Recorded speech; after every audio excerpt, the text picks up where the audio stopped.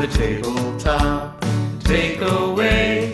Game mechanics on display. Three designers share the stage. Pick a genre and we'll play. The tabletop takeaway.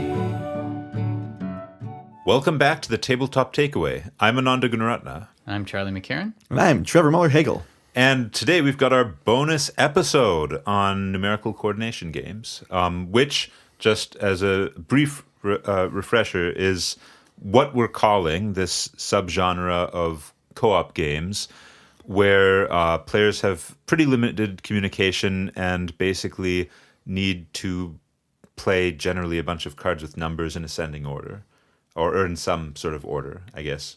It could be descending as well. Ascending or descending and rescending. So we talked about the game, the mind, and Hanabi, all of which are pretty good and pretty short. Yeah. Yeah. And they all have a unique form of limited communication. Yeah. So And they all take it very differently, too, which I really like. yeah. Right. Yeah. Yeah, like, you go from the mind, which has no communication. sort of relies on and the real-time aspect. Yeah, real-time playing cards in sequence. And then you have Hanabi, which you have clue system of A currency Give one- of information. Very explicit Yeah. information economy one in that. number, color, and then the game opens it up a little more and has, Light you can say restrictions. most whatever you want except for the number itself in Right. your hand. Yeah, you can't say, like, I'm 5 away from you or I am 51. Yeah, Yeah. and it feels more like a more traditional card game. Mm-hmm. And I guess one other one that sort of comes to mind for me is The Gang. The gang. Slightly different setup. The Gang is, I think thematically, it's like It's a heist, It's right? a heist. Yeah, you're robbing a casino or something. But the way it works is basically it's kind of like co-op Texas Hold'em.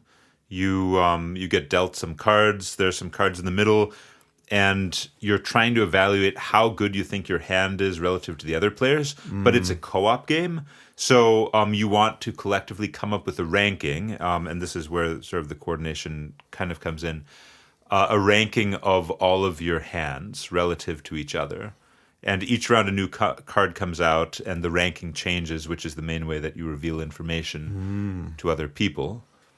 So that's the other example that I thought of. Yeah, I liked the gang. I only played one round of it, but that idea that you're sort of outbidding each other in that game, like poker, weirdly. But it's like you take the whatever 2 or something. I can't remember. Do the tokens have numbers on them? Yeah, I think they have. Yes, basically. So then I'm thinking, well, do I believe Ananda on that 2, or do I think actually I should be the 2? So I take it from him. So yeah, that is an interesting comparison because it's kind of like all these other games we've been talking about. Yeah, Like I think it's closest to the mind. Yeah, the mind. Oh, interesting. Yeah, because there's moments where we're both almost going to play a card, and it's like I played a 75 and you played a 76 somehow. Well, it's the same sort of, I guess, dynamic or vibe of trying to feel out what you think the other players have, which the game and Hanabi do a lot. Well, obviously in Hanabi, you know what the other players have. Yeah. But I think that is something really specific to the mind of just, okay, what do they have? What, and trying to evaluate what you have relative to what they might have. So what do you think for these numerical coordination games is really important to have in the design, in the core of it? Well, obviously some means of limiting communication. Yeah. The games we looked at have very different ways of doing that. But you need to make sure people can't just say what they have. Otherwise, there isn't a game. Because It's just very simple to coordinate. yes, And you don't want to make things too simple for people. yeah, basically you want to have a barrier to communication of some sort, and the nature of that barrier is kind of what defines the game. Yeah. I think. Yeah. Oh, go ahead. Oh, go ahead. Oh, I was gonna say, I think having some kind of recovery mechanic is good too. Yeah. Where you can either reset the clock, reset something, do something that makes you feel good, that kind of fixes maybe past errors, or kind of like how the game has the +10, or you have like to be able to preemptively do it with Right. throwing stars in the mind, or the clues Yeah. even I think take up some of that in Hanabi, where you just have this little mechanic that can help you kind of soften the blow or kind of change the strategy a little bit and make it a little bit easier. Yeah, and Yeah. even losing a life isn't that bad in these games. Like, Yeah. in the mind, there was one time where we passed 3 of your cards, Trevor. But that's meaning- one life. But Yeah. that's only one life, and we Yeah. got 3 cards out of your hand, and Yeah, so, maybe that was actually a good thing. But yeah, yeah. I think the other thing with these games, I think the fun comes out of figuring out what your group's communication is going to be too, and sometimes that is a little bit fuzzy in what you can and can't do. Like, I think we kind of bent the rules in Hanabi. Hanabi, but it was funny. Well, I and, mean- and the mind, maybe we were playing it like a little more body language than we should have, but My favorite was wow, good work, Trevor, as he looks at Charlie. yeah, So, I mean, yeah, the Hanabi gives you explicit rules Yeah. for what you can do communicating, and there's a resource you're paying. So I figure Yeah. if I'm paying the resource, I might as well get my full Get the money's bang for worth your out of buck. it. Yeah. Yeah. There was what Trevor's referring to. There was one point where Charlie knew he had a 3, and Trevor had just played a 2 because he'd been given a clue that he had a 2, and so I was sort of subtly indicating to Charlie that the 3 that he had previously learned he had was the next card that should be played. I'm gonna put subtly in air quotes there. yeah. Yeah, definitely some air quotes around subtly. You know what? I think this could be used in games, and maybe you have an example of this.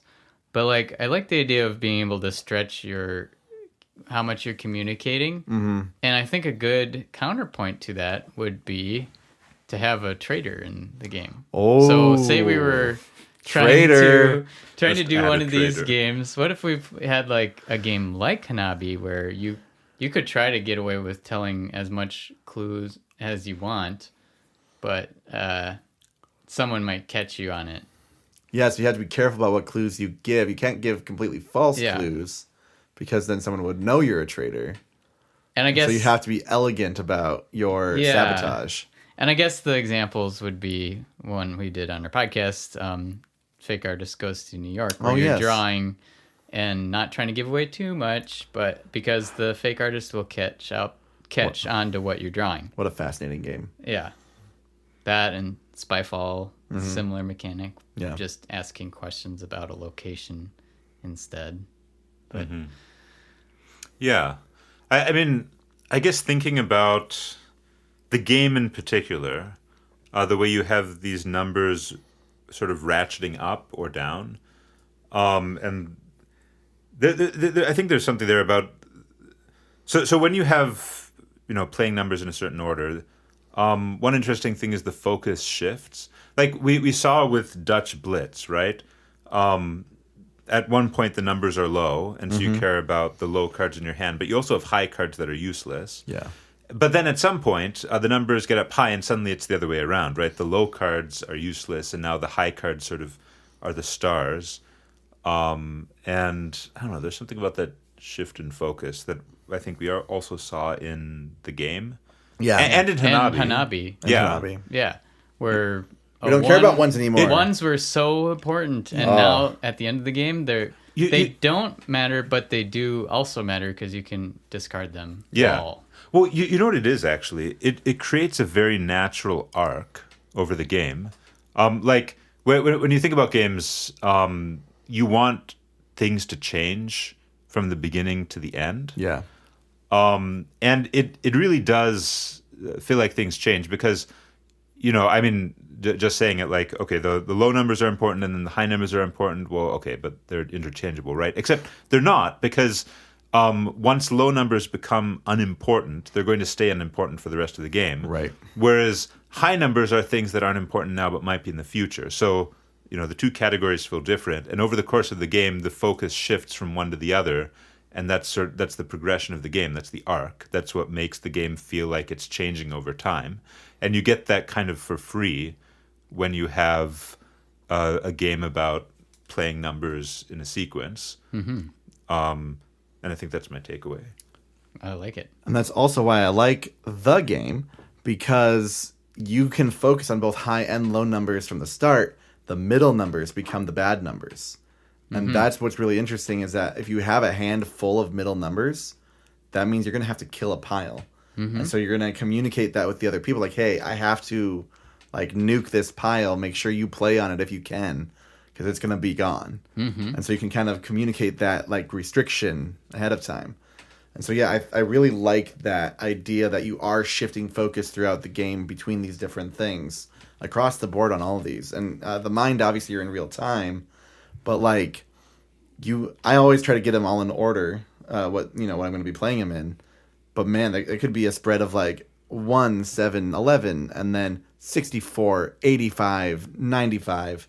It's impossible to know for sure, which I think is really fascinating, because just that potential is, the probability of someone having a card close to yours is so low, but obviously it's not zero, because we had it happen a lot in those early numbers. Yeah. That was crazy. Yeah, and we had that time where... Yeah. Yeah. The special time. Yeah. Yeah, in the mind.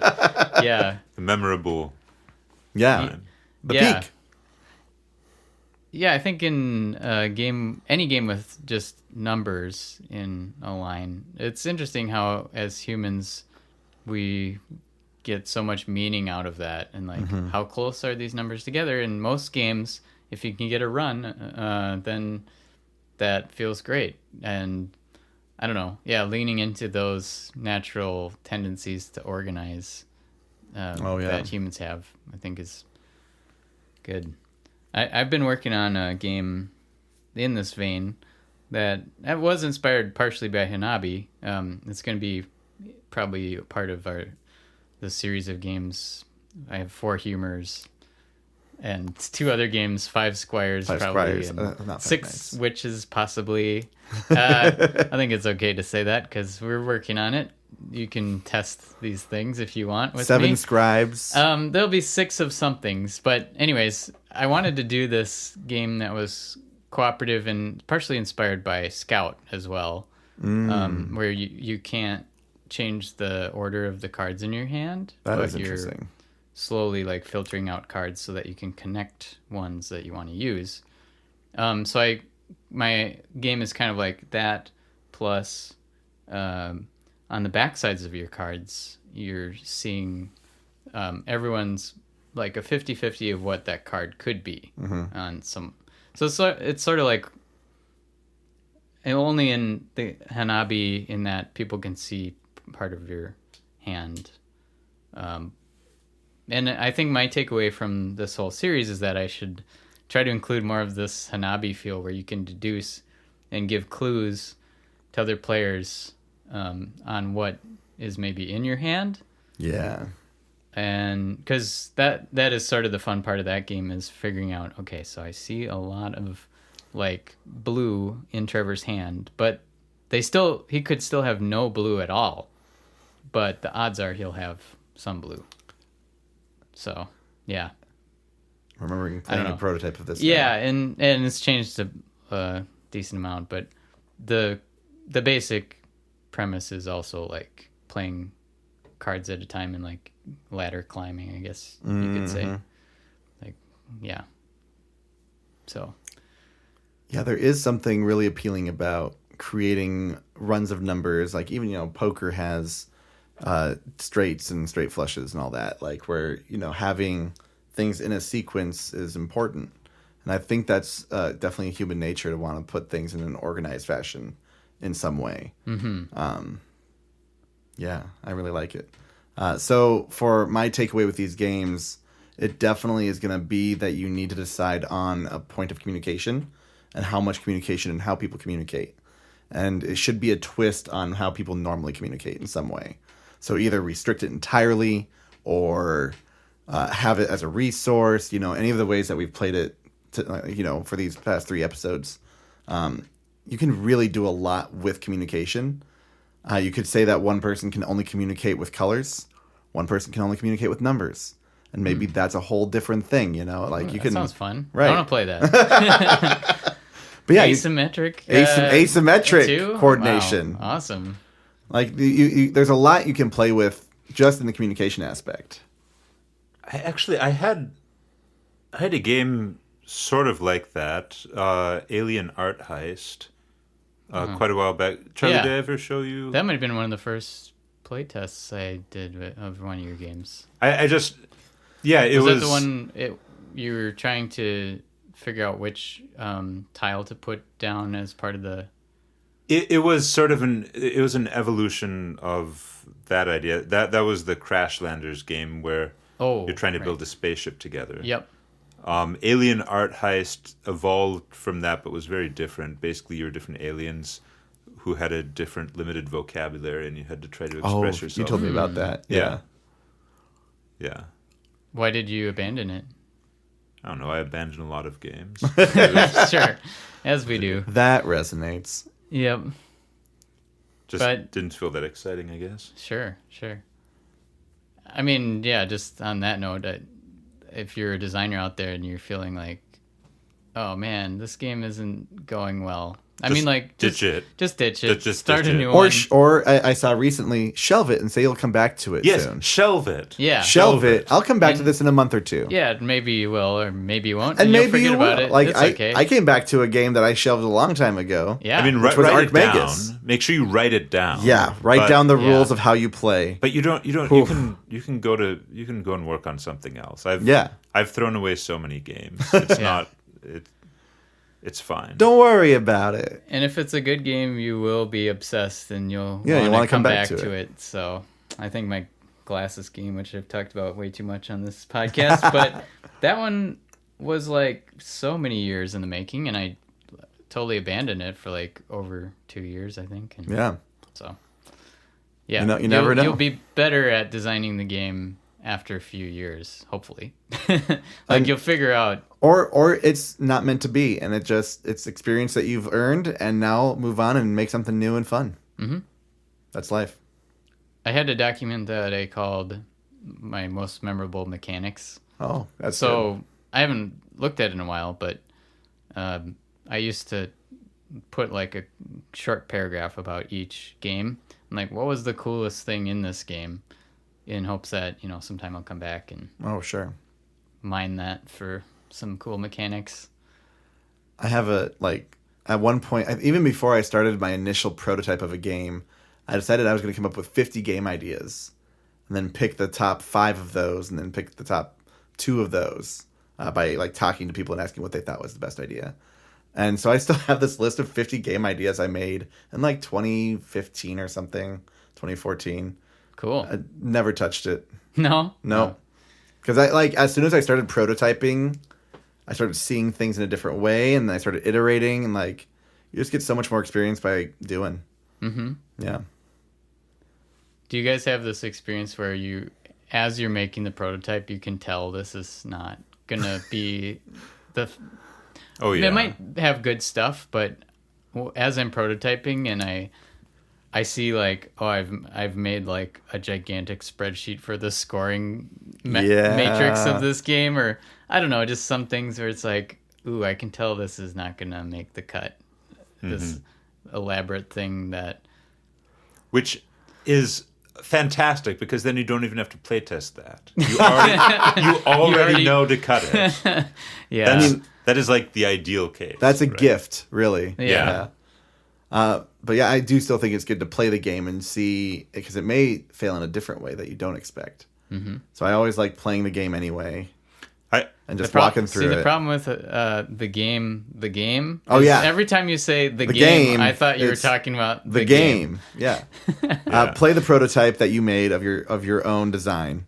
And also one thing that I do nowadays is when I make a new game, I play it just by myself. Yeah. Pretending I'm multiple people a couple of times just to work out all the obvious kinks in it before I bring it before real people. I realized that this week that I should do more of that because I had a playtest scheduled with 4 people and 3 of them canceled, and so it was just me.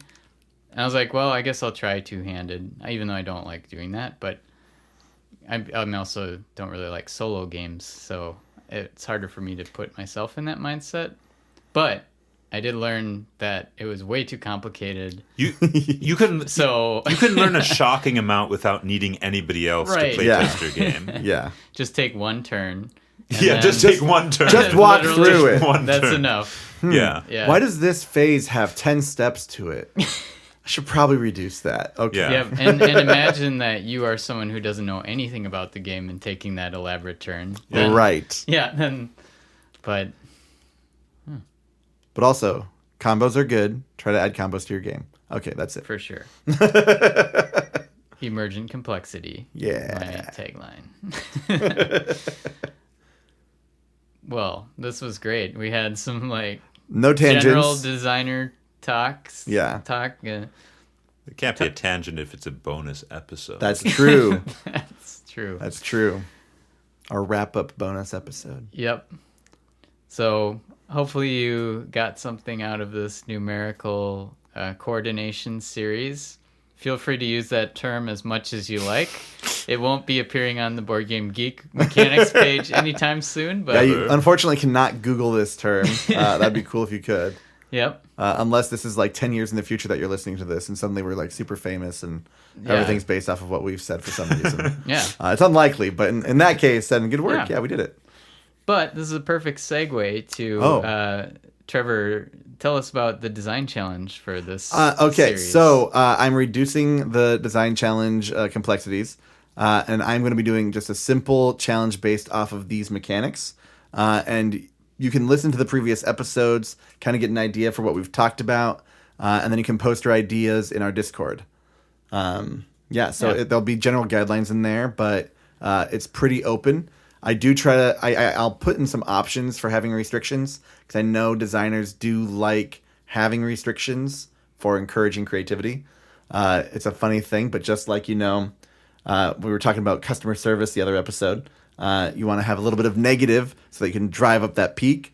That's what we want. We want a little bit of confinement so we can really thrive in that confined zone. Sure. Yeah. I thought you were going to say we need to make the designers feel bad about their designs. And then, You need to feel a little bad about your design, and then you'll do really good in the future. That's true. I did have a post like that about Protospiel lately because we just went to Protospiel, Minnesota, and I realized there's been a lot of Protospiels where I ended up just kind of throwing all my designs back in the closet. Yep. And that was on me the a year shelf. ago. On the shelf, yeah, as we were talking about. But Sometimes in pieces. after a decade of going to Protospiels, I will say that this past one was the most successful yet. Yay! So yeah, progress on 6 games, and 6 so games. just stick with it. I would say for you Consistency designers. is key. Just keep making them. You'll always have some Protospiels that end with the Tears, recycle bin. frustration, and then hope Yeah, at one point. yeah. Someday. Someday. I hit that with Protospiel Madison this last winter. Yeah, Which You felt had- really good. You had people playing your game just People asking 3 me to hours, play and it. they just wanted to keep playing. Yeah, it was ridiculous. Yeah, Should probably that's awesome. take back some of what I had in that version because people have been less excited about it for the previous versions or the most recent version. But finding in that niche or that nice little sweet spot. Well, I think we've gone on enough tangents for now. And Oh man, it's been an hour. Oh, sorry see. about that, everyone. Yep. Well, thanks for listening, and tune in for the next series. Hey, thanks for listening to The Tabletop Takeaway. This podcast is made possible by listeners like you. So please tell your friends and visit our website at thetabletoptakeaway.com, where you can suggest games and mechanics for us to cover next on the show.